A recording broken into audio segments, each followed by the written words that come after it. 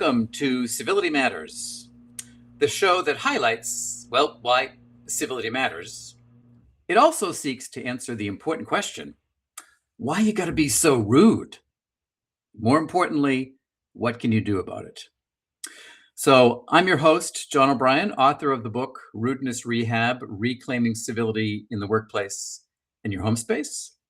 I'm so glad to have those of you who are with us live here, or also those who you may be listening to the recording of this interview. Since we were last together in March, I'm excited to say that I've decided to make this podcast official. So it is now being hosted on Buzzsprout, which makes it available on a number of different podcast hosting sites, including Apple Podcasts and Spotify. So you can find that available there. I also want to say it's been interesting to see the number of downloads from people around the world, with a special emphasis on my friends, and not just my friends, in Germany. So I want to say a special hello, guten Tag, Sie sind herzlich willkommen to my friends in Germany. So that's good day. And the actual translation of that is you are heartily welcome to this podcast. And just a funny aside about that, years ago when I was traveling in Germany with a good friend of mine, Günther Spitzer, and we were sitting at a table and there was a little sign on the table that said, Herzlich willkommen. I asked him for the translation of that and he translated it as hardly welcome. And I thought, gosh, that's rather rude of those Germans. And we realized it was actually heartily welcome. So anyway, sometimes things can get lost in translation. And we will be certainly talking about the impact of culture when it comes to civility in future episodes. So as I travel around the country and talk to groups of people about the problems of rudeness and incivility in our society, people often do resonate with that and say they think it's a problem. But then they ask, is it really that bad, John? And that's what's motivated me to provide you each month with some startling statistics to illustrate that. This month, we're talking about purpose, so I thought it'd be interesting to have some statistics on purpose. First, according to the Gallup survey in 2025, only 18% of Americans say that their job feels purposeful. 18%. Of those who do feel like this purpose, half of them say they feel engaged in their jobs, feeling connected, enthusiastic, and committed to their organization's success, as compared to only 9% of those people who feel low purpose and 31% of workers overall. So purpose drives people feeling very obviously engaged and connected at work. Purpose also helps protect people against negative experiences. Only 13% of employees with strong purpose say that they feel burned out very often or always, compared to 38% of those people with a low sense of purpose. And finally, only 41% of people with strong work purpose are open to actively seeking another job, compared to, no surprise, 68% of those with low purpose. So purpose matters in terms of workplace engagement, meaning, connection, and desire to have your organization be successful. So each month on Civility Matters, I'm joined by an expert whose area of expertise overlaps and quite nicely with the topic of civility. And this month, I'm excited to be joined by Colt Briner. And I'd like to tell you a little bit about Colt and his expertise. So Colt is a marketing executive and author of the book, The Race to Relevance, which, oh, look at that, I just happen to have here. He's a strategist, speaker, and creator focused on helping individuals and organizations reconnect with what makes them fully human. As the founder of an award-winning marketing agency and a senior marketing leader in healthcare, he has spent over 2 decades driving growth at the intersection of strategy, creativity, and purpose. His work challenges conventional performance-driven models by introducing more relational, intuitive, and holistic ways of thinking. He's a co-creator of Wayfinding, which is a reflective system designed to help people navigate life with greater clarity and alignment, and a leading voice behind something called the Invitation to Wholeness. Both of these things we'll talk with him about. An emerging body of work exploring the balance between logic and intuition, structure and flow. and the seen and unforeseen forces that shape our lives. So, whether working with executive teams or individuals, Colt's approach is rooted in a simple idea. The path forward isn't something we force, but it's something we learn to sense, trust, and follow. So let's give a very warm welcome to the Civility Matters guest of the month, Colt Briner.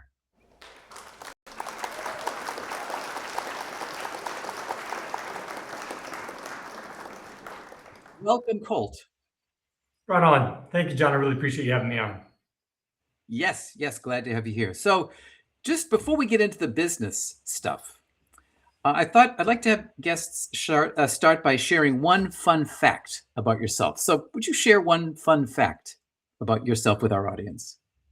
In my conversations lately, the topic that comes up that seems to get people leaning in the most is the fact that I am midway through the process of moving to Portugal. We've been out here trying to establish essentially a retreat center, if you will, like a sanctuary retreat center. But when this idea of moving out of the country and moving to Portugal specifically comes up, people ask a lot of questions. And increasingly, it seems they're interested in learning what it looks like to explore, expatriating and finding other grounds to explore. Great. Well, that's it is an interesting thing to think about, and the kind of cross-cultural experience that you have, whether people do that traveling or, as you're saying, kind of in relocating and understanding how to navigate being in different cultures. So that's great. Yeah. Great. So let's get down to business. Enough fun stuff, right? All right. So let's start with talk about your expertise and how you came to specialize in it. In a word, I'm a storyteller. That's my expertise. I mean, I serve as chief marketing officer. I've been a marketing executive leader for almost 2 decades now. But I really do feel like it comes down to storytelling. And I find that has come about from, in my personal experience with people, what I find very fulfilling, one thing that I find very fulfilling is the experience of reflecting back to both individuals and groups what makes them amazing. That's always been rewarding and fulfilling to me. It feels great to watch somebody realize how they're seen in the eyes of others. And then finding that in organizations, companies, businesses, enterprises, and being able to craft that story first to reflect it back to them. This is who you guys are. This is what you're doing. This is the impact that you're having. And then basically taking responsibility for bringing that story, that narrative into a marketplace to tell what it is that this company is here to achieve, what they're about, who they are, what makes them amazing. I mean, this is just a natural fit for, I would say, maybe a talent that I have, but more than it being a talent, it's a passion because of how fulfilling I find it. Yes, and I think so often in organizations, people don't get to hear about the good work that they've done until they leave or until they're retiring. So true. And probably it's true that the organizations itself rarely step back to appreciate the impact they're having. And I think our healthcare system is so broken right now. That's an especially important place to be doing that. Well, it's really true. Yeah, the healthcare system is in America. It's like I tell people, that's a rock you don't want to kick over.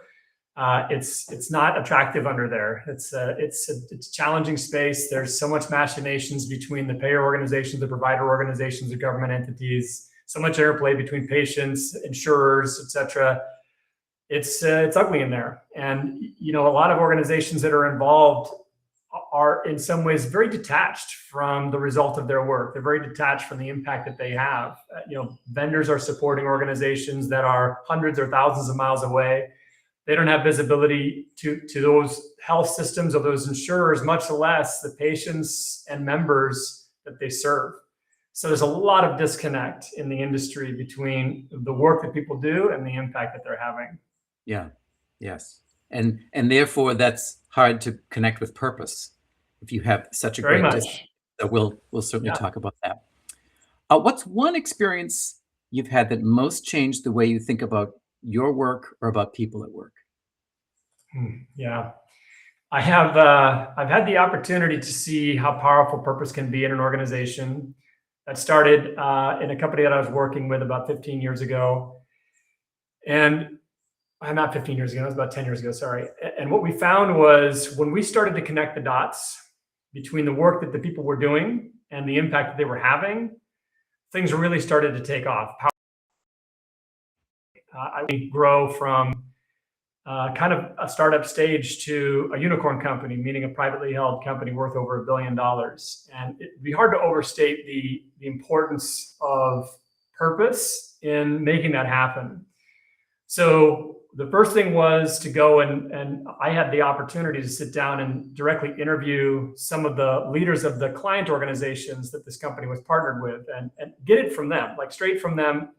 What is it that the work we're doing for you, this company's doing for you, is achieving for you? How is it tied to your purpose? What is it that the work that these people are doing is doing for you to improve your experience, to advance your career, to make your company better, to make the customers you serve have a better experience? All those kinds of questions. And then bringing those stories back to the people in the office that I was working in. And again, these people are in cubicles that are 1,000 miles away from the companies that they support.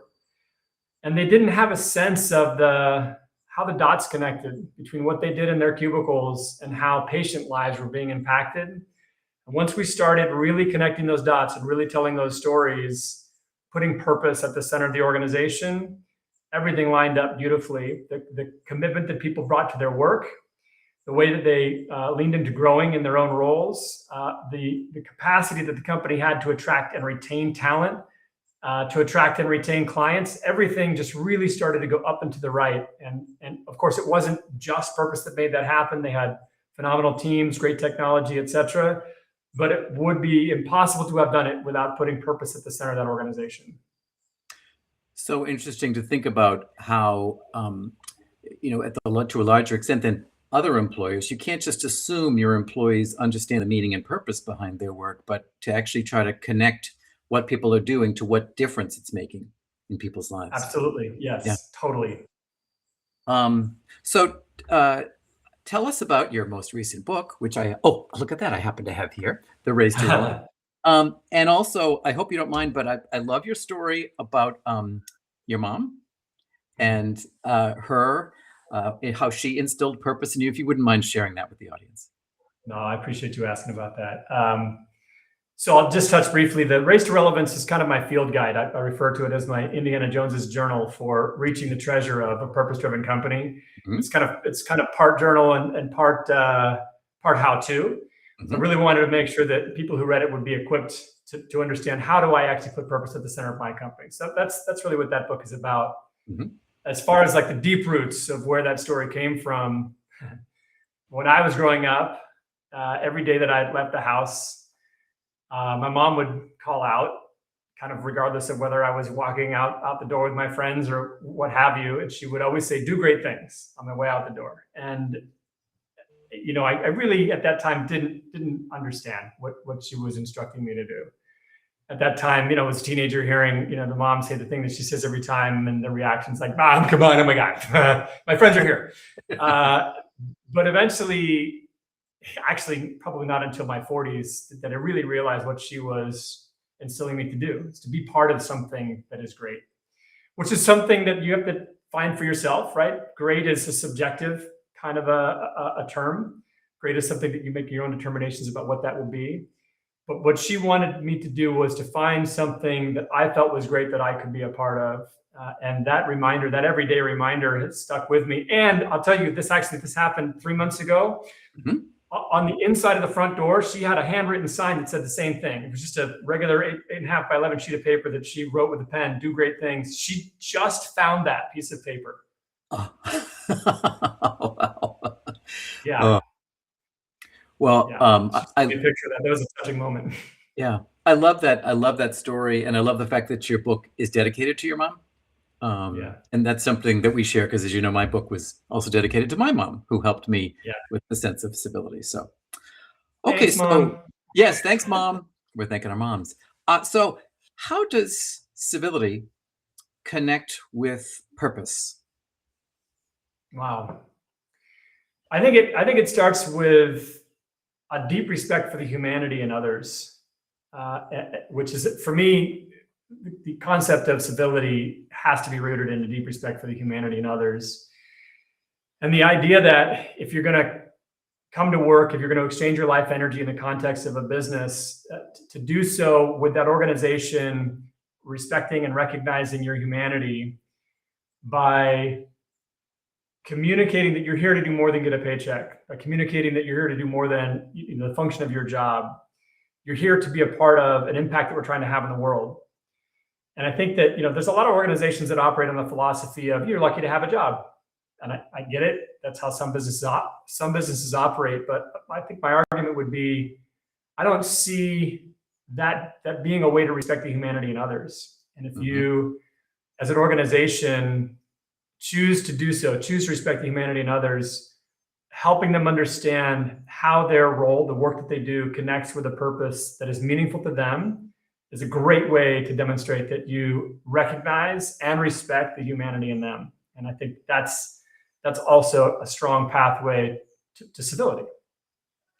Absolutely. I think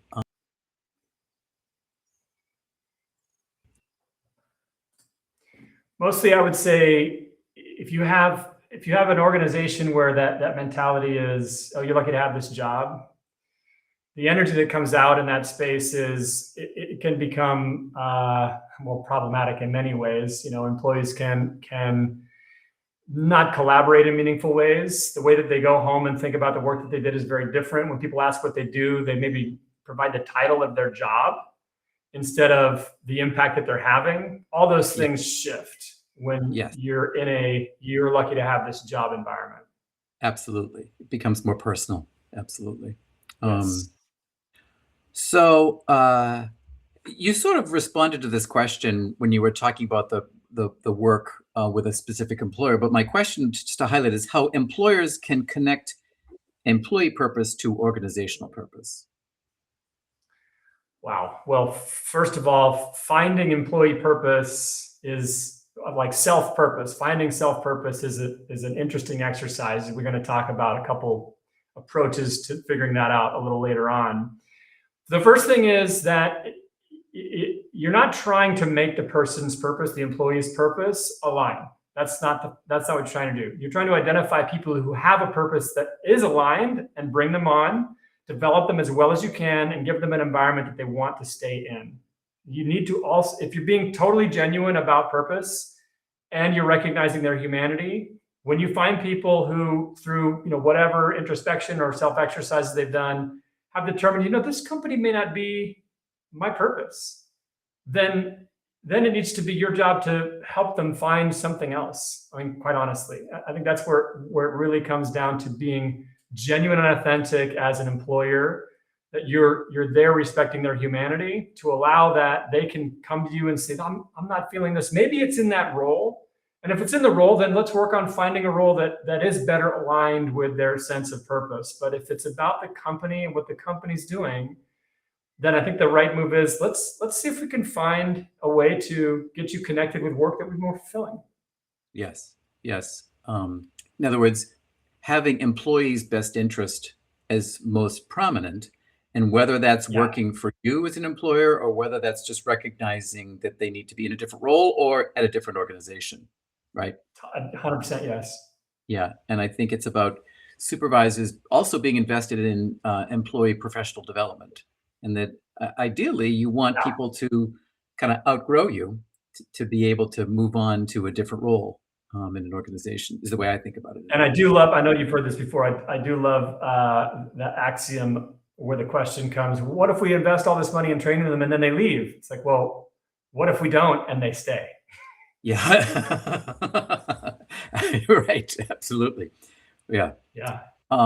So you are now involved in something called Wayfinder, right? Mm-hmm. So a co-creator of Wayfinder. So maybe tell us a little bit about that.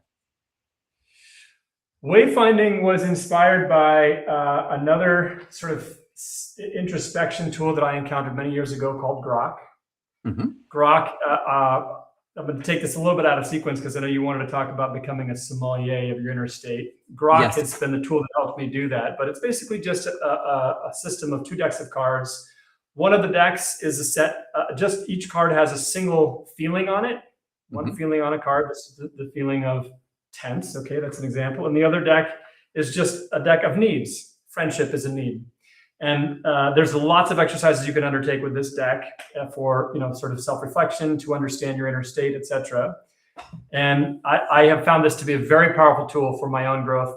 Very powerful, even though on the surface it looks like, what I call it, like the crayons of emotional intelligence, just really basic stuff.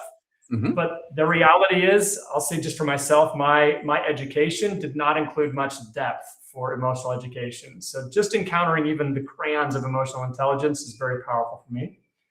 Wayfinding was inspired by that system because it's also set up as a set of 2 decks of cards. But these cards are a little bit different. One side of this is the ways of being. So ways of being could be descriptions of what's present for you, or kind of your current orientation internally. So you could be feeling present or independent or centered or proud, would be ways of being.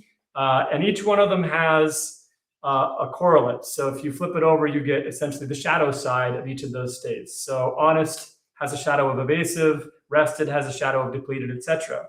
And then on the other side, we have ways of becoming. So the ways of becoming are essentially how you can move towards a specific state of being that you're attracted to, or away from a state of being that you find yourself maybe in that you'd like to move away from. So this would be on the positive side, you can have something like take responsibility, and on the negative side of that, it could be deflect, or on the positive side, to ground, right? To ground yourself. And on the negative side of that would be to drift. So these become tools. There's a number of different exercises that you can undertake with Grok and with Wayfinding that are introspective and essentially give you the ability to self-author your own growth. So let's follow up on that by just talking about being a sommelier of your inner state. I love that those terms. So maybe just talk about how those are the foundations of that, as I see it. Yeah, I appreciate you asking that question, because the approach to finding purpose that I have found to be most effective is to, first of all, become a sommelier of your inner state. And the reason why that is the case is because if you become good at detecting when positive inner states are present, even subtle ones, you can also become good at identifying what activities or engagements led to that positive experience. So for me, using the Grok system was a really effective way to become a sommelier of my inner state. And I use sommelier, meaning like this is the person who is the expert in wine. There's so much depth and dimension just in something as simple as a glass of wine. You can have the bouquet, the nose of the wine. You can have the mouthfeel. You can have the start and the finish of the wine, the different aspects of flavor in there. Or it has black currant, or it has citrus, and those types of things.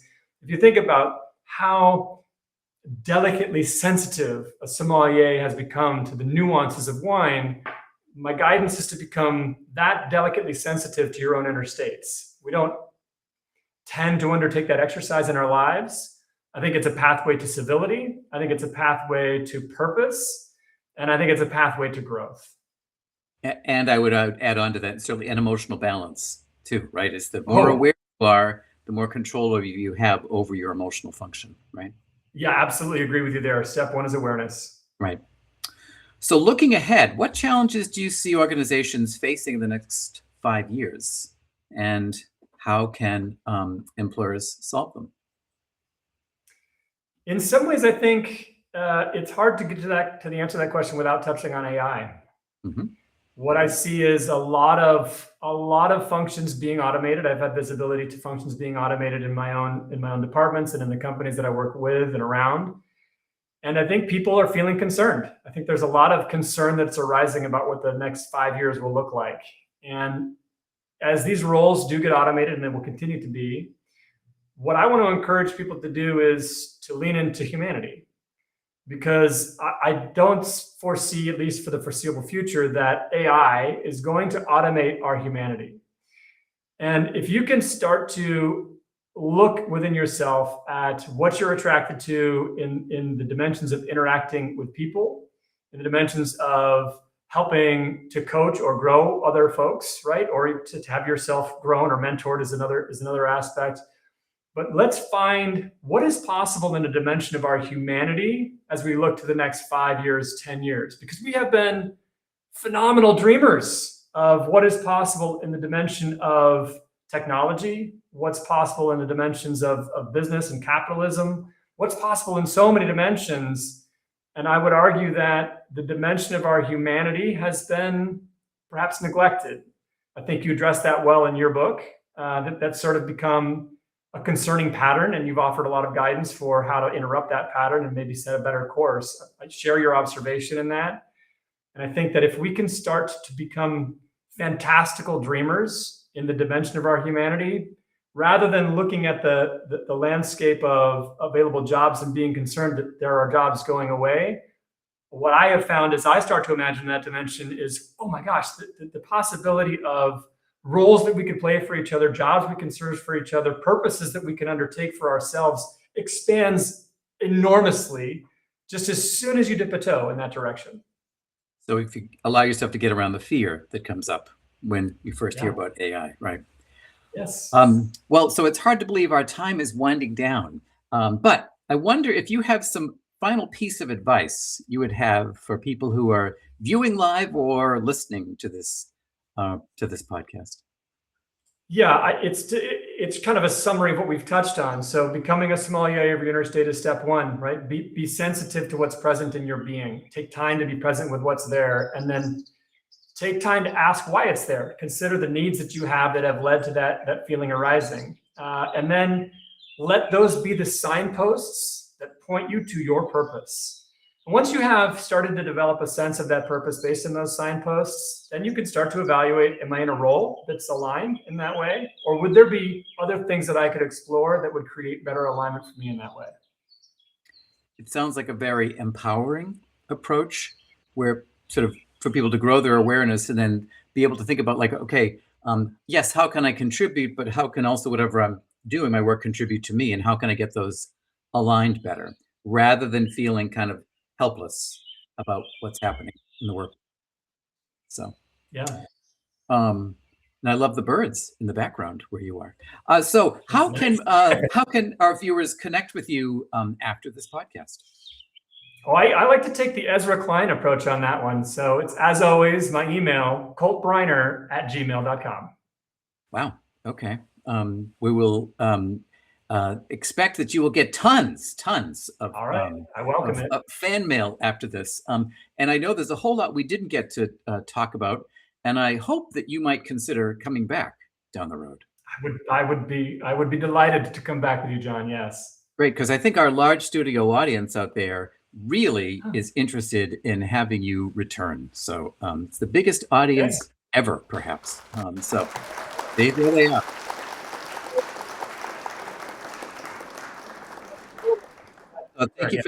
Thank you for taking the time to join me, and thank you to all the listeners too, who wanted to join me live, and maybe who are listening. I wish you continued success in all that you do.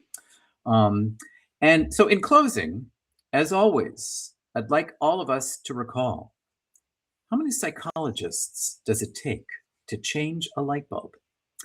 The answer is just one, but the light bulb has to want to change. So when it comes to the tidal wave of rudeness and incivility in our society, what kind of light bulb are you going to be? Until next time, I'm John O'Brien, and remember, civility matters.